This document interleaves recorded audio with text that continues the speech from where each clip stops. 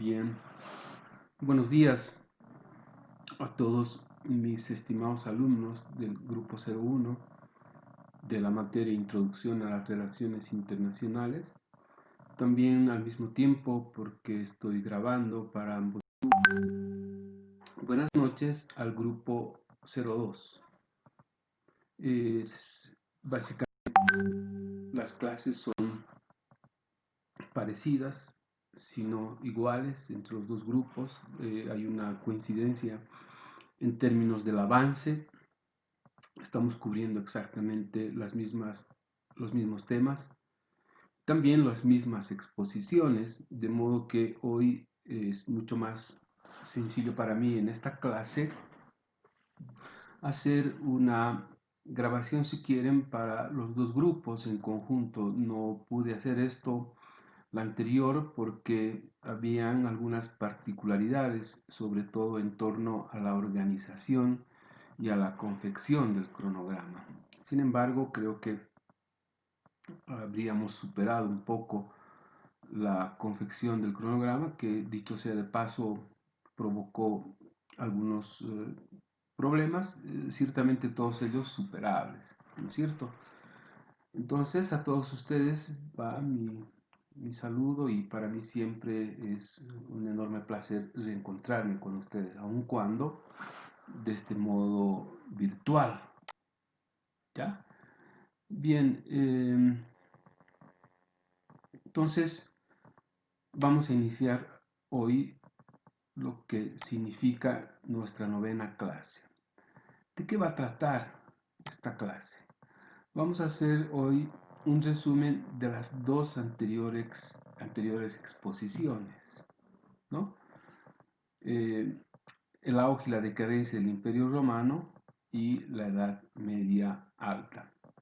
Siempre después de cada exposición me voy a permitir complementar con los aspectos que considero esenciales, destacar, enfatizar en relación a esto que hemos denominado momentos trascendentales, ¿no es cierto? Momentos trascendentales de este mundo, ¿no es cierto? Y lo que precisamente quiero destacar en estos momentos trascendentales no es tanto perderme en los detalles de la historia, sino más bien ir al trasfondo. Es decir, ¿qué hay de todos estos aspectos en el fondo? Siempre tomando como prisma, si quieren, el análisis y la consideración del poder, ¿no es cierto? Lo que nos interesa, sobre todo en estas dos exposiciones, es ver quiénes o quién detentaba el poder. En este caso primero del Imperio de Roma, con sus características muy esenciales, ¿no? Y además, si ustedes escuchan, es por primera vez que en esta clase, en esta materia, utilizamos este término, imperio, que básicamente significa la expansión de los dominios, ¿no es cierto? Entonces, en la historia occidental, el Imperio Romano, el estudio del Imperio Romano es de vital importancia, porque es ahí donde precisamente se observa esa intención de dominio territorial, abarcando extensos territorios más allá, allende sus fronteras, ¿no es cierto? Entonces, vamos a estudiar eso, ¿no? Ese poder imperial, esa intención de dominio, si quieren, en grandes territorios, y que tuvo ciertamente un periodo bastante prolongado, cerca de 5 siglos, como vamos a ver en el detalle. Y también desde el mismo enfoque nos interesa estudiar esta parte, siempre sin descuidar el análisis del poder. Esa es la intención, más allá de esos datos históricos, otros detalles que ciertamente son importantes, pero en esta materia, y sobre todo para destacar estos momentos trascendentales, vamos a tomar en cuenta esos aspectos que he señalado para resumir estos dos momentos trascendentales, ¿no es cierto? Sobre eso entonces va a versar nuestra clase. De modo que, en ese sentido, vamos a referirnos ahora, siempre en una suerte de resumen, en los aspectos que yo pretendo subrayar y enfatizar, ¿no? Esos aspectos que son precisamente el objeto de nuestra preocupación y estudio en relaciones internacionales. Les he mencionado en varias ocasiones, ¿no? Fíjense, siempre coloco a nuestro objeto de estudio como referencia, como ilustración, y vean en constante dinámica y en constante cambio, ¿no? Entonces, vamos a analizar el poder acá adentro, ¿ya? En esa perspectiva, entonces, comenzamos con el auge y la decadencia del Imperio Romano. Ciertamente, de inicio es importante referirse a los aspectos de orden histórico, ¿no? Entonces, esto ya ha sido destacado en la exposición, en las exposiciones de ambos grupos. Podemos un poco redundar en términos históricos, señalando de que el Imperio Romano tuvo inicio el año 29 antes de Cristo y finaliza el año 476 después de Cristo, ¿no? Esa fue la última etapa de la civilización y del Imperio Romano. Si ustedes observan, vean bien, y por esto es importante nuestro estudio. Estamos observando, ¿no es cierto?, que un imperio, el romano, dominó, ¿no?, gran parte de este mundo, sobre todo el área de su influencia, como vamos a ver más adelante, durante 500 años. No existe más adelante en esta historia occidental, ¿verdad?, un ejemplo parecido de dominio, de control casi absoluto, ¿no es cierto?, durante 500 años. Han habido también más adelante intenciones imperiales, ¿no? Intenciones de ocupación, de control, de dominio de territorios, de riquezas. Nunca antes hemos visto estos 5 siglos, ¿verdad? Alguien dice incluso que el deseo de los emperadores a su turno del Imperio Romano era controlar para toda la vida. Y hay una frase célebre, bastante trillada también, que dice, no hay poder ni mal que dure 100 años, 1000 años, no hay poder. O sea, luego vamos a ver en la decadencia cómo también se producen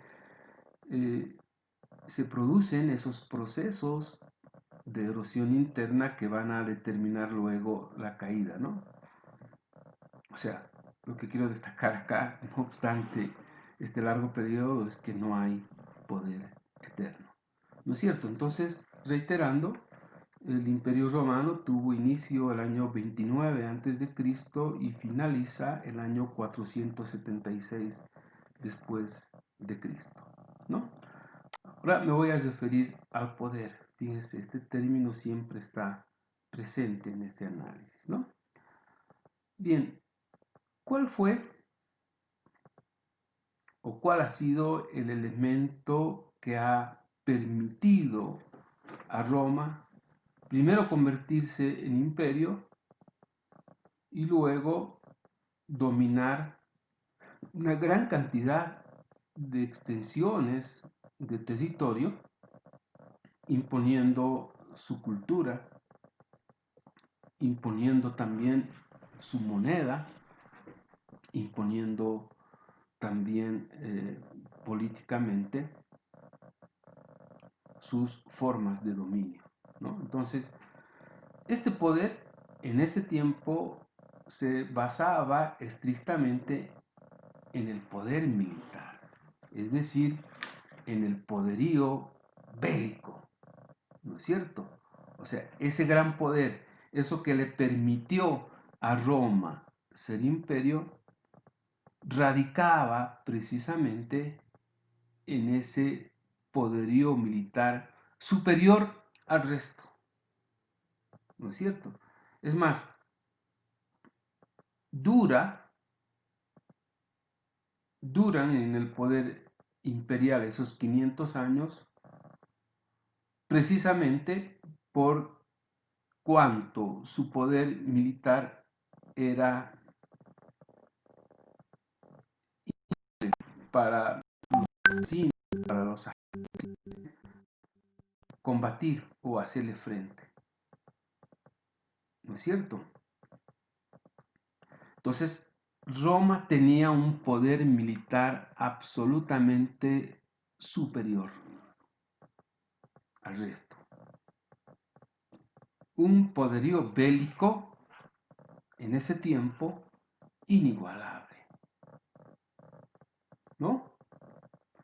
Y justamente cae el Imperio Romano porque ese poder militar, ese poderío bélico se debilita, ¿no es cierto? Pero mientras tuvo la posibilidad y además cuando hubo cohesión, ese poder militar le permitió, ¿no es cierto?, gozar de ese control de territorios, de riquezas durante 500 años. Entonces, acá estamos hablando de un dominio imperial basado fundamentalmente en el poderío bélico, que duró 500 años. No me canso de repetir porque me parece importante subrayarlo a cada momento, ¿verdad?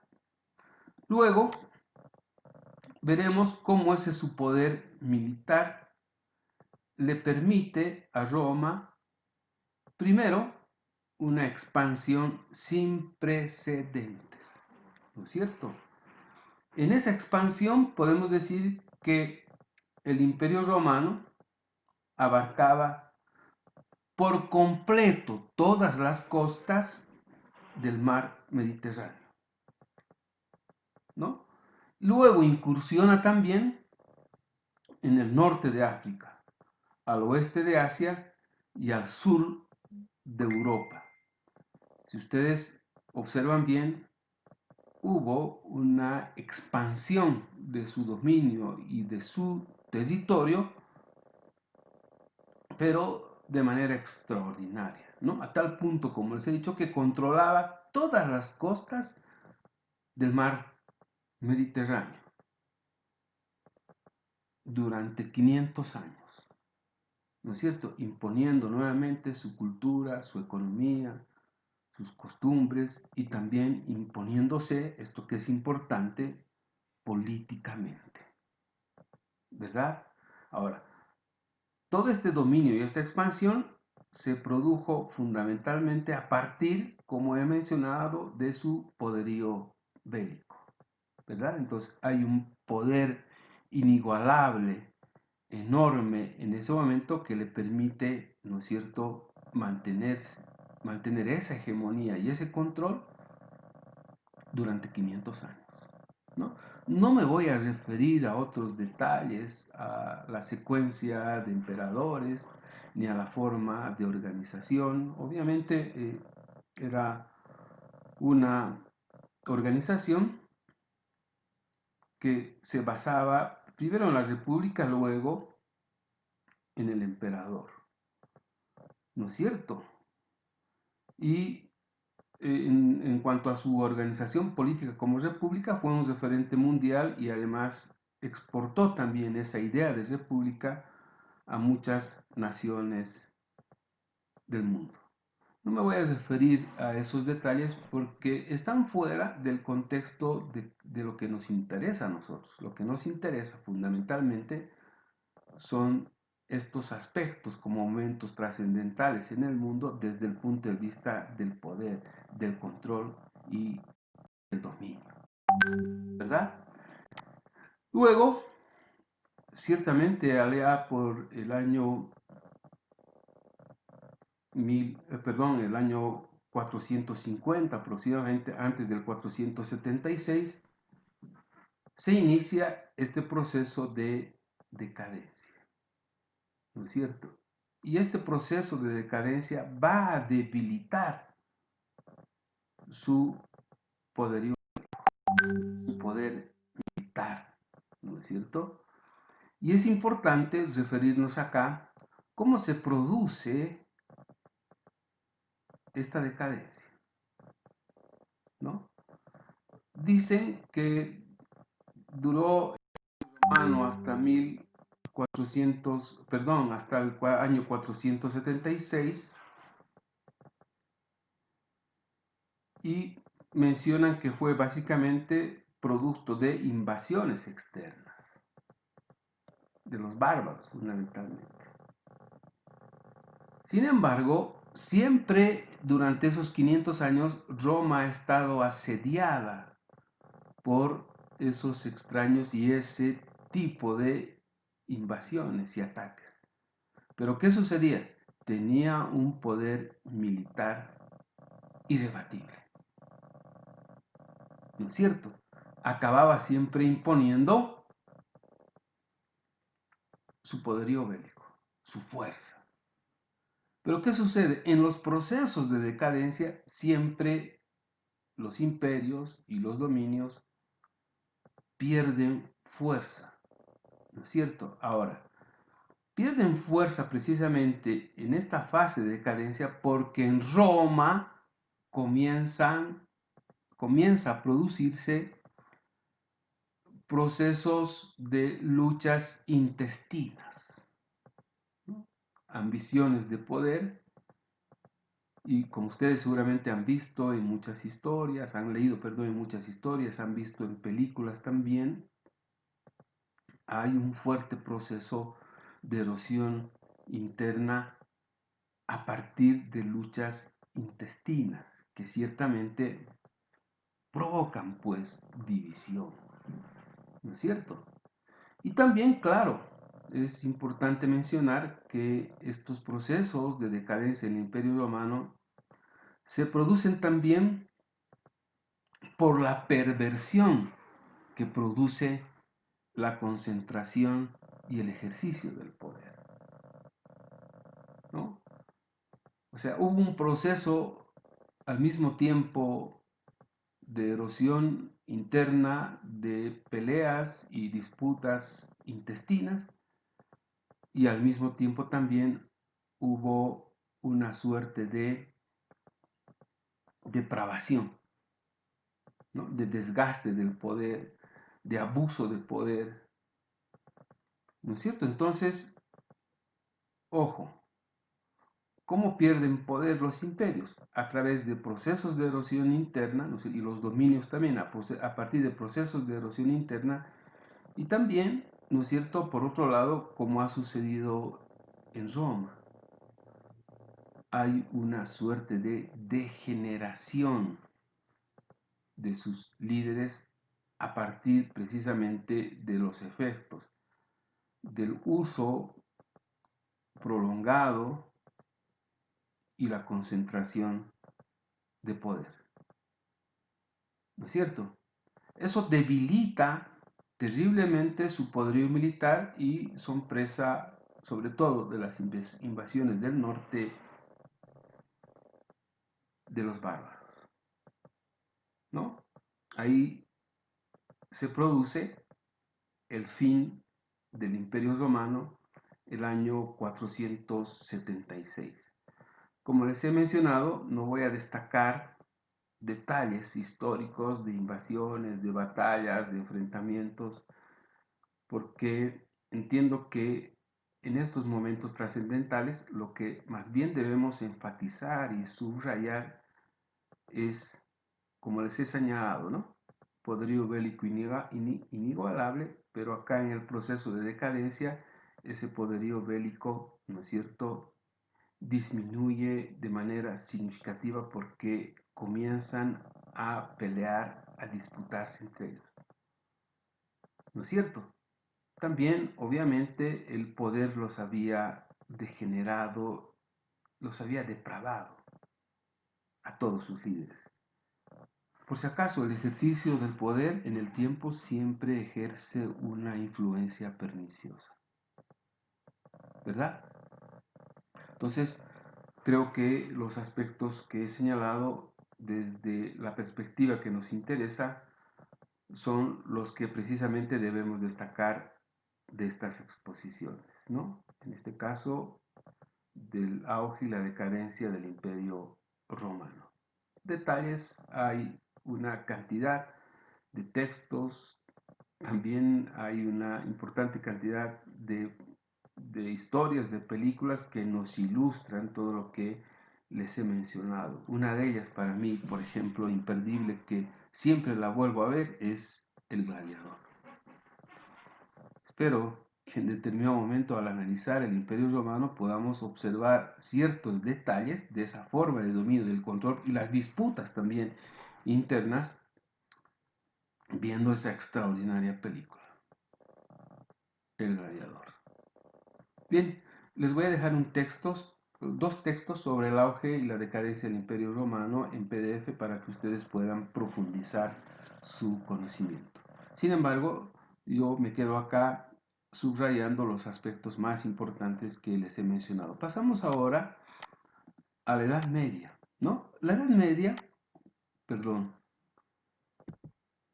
Media se inicia, ¿no?, a partir del fin del Imperio Romano, ¿verdad?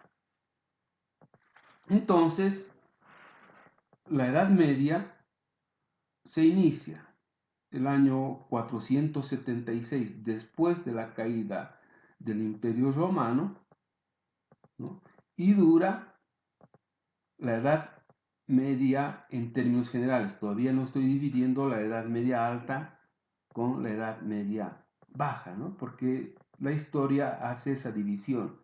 Y les voy a mencionar de dónde y cómo se produce esa división, ¿no? Entonces estamos hablando otra vez de cerca de 1000 años de vigencia de la Edad Media en la historia de esta sociedad, con sus características y particularidades, ¿no?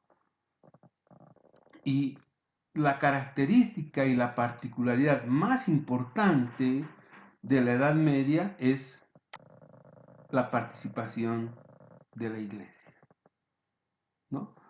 La Iglesia abandona, por un lado, esa sumisión más pastoral, y si quieren, o como señalaba San Agustín, de salvar iglesias, y la Iglesia, fíjense, durante toda la Edad Media, aunque con mayor incidencia en la Edad Media alta y no así precisamente en la Edad Media baja, la Iglesia ejercía funciones políticas, ¿no es cierto? La Iglesia también cobraba tributos, la Iglesia administraba justicia, o sea, la Iglesia durante la Edad Media fue, si quieren, la base del poder político. Controlaba todo, no solo el poder político, controlaba también la economía, ¿verdad? Y ese dominio se basaba precisamente, por eso dicen, ¿no?, la época oscura, la época medieval oscura, ¿no? Impedía también el desarrollo de saberes, evitaba a las personas aprender, evitaba que las personas descubran la verdad de las cosas, ¿no es cierto? Porque imponían, y además a partir de una sola interpretación, ¿no es cierto?, el poder de Dios, ¿no? A partir de el monopolio de la interpretación de las Sagradas Escrituras, ¿no es cierto? O sea, yo diría que es acá donde la Iglesia juega su papel más detestable. Por eso que hasta hoy incluso existe rechazo, ¿no?, en torno al papel de la iglesia. Vean bien, ejercía el poder político, controlaba la economía, administraba la justicia y mandaba a matar a quienes no obedecían, según ellos, a quienes no obedecían la palabra y la voluntad de Dios. ¿Verdad? Entonces, hubo durante todos estos cerca de 1000 años de la Edad Media, considerando la alta y la baja, un abuso de poder y al margen también. Los papas acabarán corrompiéndose de tal modo que incluso comercializaban indulgencias. Eso como se conoce como las bulas papales, ¿no? Así como los políticos se pervierten en la administración de los recursos y de la riqueza, también la iglesia, en este caso, jerárquicamente hablando, la iglesia católica a partir del Papa y toda su jerarquía eclesiástica se corrompieron y, permítame decirlo de este modo, peor que los políticos incluso cuando administran hoy nuestros recursos, ¿verdad? Y como he mencionado, y lo que es peor, mandaban a matar si no obedecían sus reglas. Por eso precisamente se llama la Edad Oscura, ¿no? Vean, la anterior clase vimos el iluminismo griego, donde se adjudicaba a la razón y al conocimiento como la luz. Pero vean, años después, siglos después, cómo se impone otra vez el oscurantismo. ¿No es cierto? Entonces, era prohibido ser hereje, ¿no? En determinado momento, incluso en estos episodios oscuros, usaron, sobre todo en la Inquisición, la hoguera, ¿no? Como, si quieren, condena a todos aquellos que en determinado momento pretendían imponerse o cuestionar esa verdad absoluta que promulgaban ellos, perdón, que imponían y que dominaban, y a ellos se los condenaba a la hoguera con un cargo, hereje.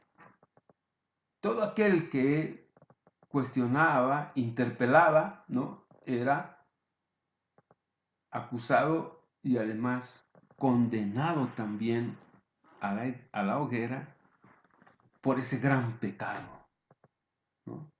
Hereje, ¿verdad? Entonces, este es un periodo, yo diría, demasiado oscuro, donde el mundo, el conocimiento y la razón retroceden increíblemente.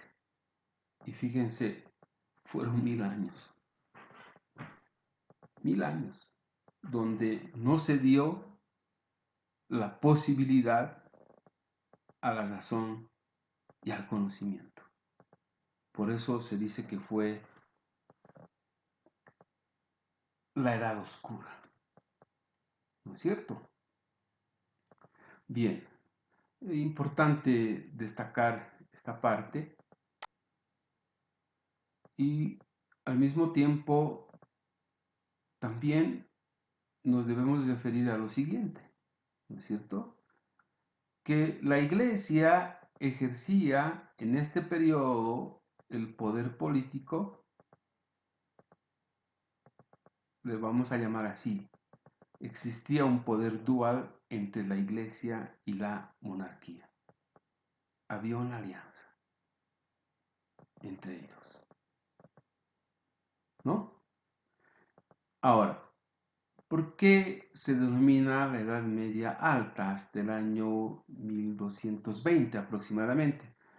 Porque desde el año 476 hasta el 1220 aproximadamente, la iglesia tuvo una preeminencia en esta relación dual. O sea, ellos imponían y además sometían también a los reyes. Aunque el poder de la iglesia se legitimaba en el poder del rey. ¿No es cierto? Esto es bien importante. ¿Ya? Bien importante esta dualidad. La Edad Media baja a partir del 1220 adelante, se caracterizará más bien por un cambio en nuestra relación. Es decir, la monarquía irá gradualmente disminuyendo el poder de la iglesia. En cambio, durante toda la Edad Media Alta, la iglesia tenía preeminencia en términos de poder político en esta relación dual. ¿Verdad?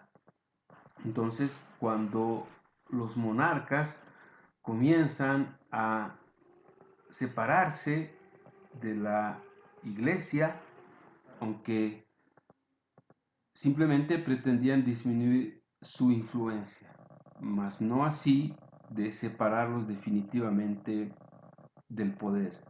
Esto se producirá recién, se iniciará más bien en el Renacimiento y se consolidará el alejamiento de la iglesia, ¿no? Porque fíjense, estos dos formaban lo que eventualmente podríamos llamar el Estado, ¿no? Será en el siglo de las luces donde por fin, después de la reforma propuesta por Martín Lutero, la iglesia retornará, si quieren, a sus funciones pastorales y dejará de ejercer el poder político. Importante también en esta parte destacar el lado oscuro, ¿no? Por favor, los creyentes no pueden eh, acusarme de hereje.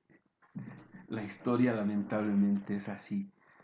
Y tuvo un terrible lado oscuro, ¿no? Y ese terrible lado oscuro es lo que se conoce como la Santa Inquisición, donde la hoguera era una herramienta cotidiana y no solo aquello, sino que implementan, innovan también. Me gustaría que ustedes vean, incluso hay bastante información, si googlean por ahí, incluso pueden ver fotos, ¿no? De esos equipos de tortura que inventan, ¿no? Nunca había visto cosas tan atroces. Me gustaría que ustedes vean, aun cuando por curiosidad, esas máquinas, esos equipos de tortura. La tortura incluso en el periodo de la Santa Inquisición se volvió algo cotidiano, ¿no? Es decir, vean, la iglesia cumpliendo y además ejerciendo castigos absolutamente dolorosos e inhumanos. Castigaban a las personas, torturaban a las personas de las peores maneras y de las formas más crueles que conoce la historia, ¿no? Todos aquellos que se atrevían a interpelar ese poder de la iglesia, ¿no es cierto?, eran torturados, pero de las formas más inverosímiles. Me gustaría que alguno de ustedes, aun cuando en formato de pastillita, nos muestre luego esas máquinas que inventan en el periodo de la Santa Inquisición para torturar con la peor crueldad posible, ¿no? Y vean el papel de la iglesia. El papel de la iglesia, según San Agustín, es salvar almitas, pero vean ese papel ejerciendo el poder político. También en esta parte, un poco para terminar, mencionarles de que en 1160, 1190 aproximadamente, se inicia ese periodo de expansión, si quieren, del dominio de la iglesia y la monarquía en Medio Oriente. Y ahí es otra historia que se conoce como las guerras de las cruzadas, pero es básicamente un pretexto, ¿no? Según los motivos, fíjese, la iglesia organizando ejércitos, ¿no? Y como que estas incursiones, estas guerras, en dos momentos tienen periodos sumamente largos, ¿no? Y la iglesia decía que pretendían recuperar solamente Tierra Santa. Sin embargo, la intención en el fondo era la expansión de sus dominios y el control de mayores riquezas, ¿no es cierto? Y ahí se produce esto que está vigente hasta hoy, que se inicia en la Guerra de las Cruzadas, ¿no? Esta enorme, si quieren, rivalidad que existe hasta hoy entre cristianos y musulmanes. Son heridas que hasta hoy no han sanado y que tienen origen precisamente en la Guerra de las Cruzadas. Entiendo que la Guerra de las Cruzadas está como un tema separado en esta incursión histórica que estamos haciendo del mundo a través de esto que hemos denominado momentos trascendentales de la sociedad internacional.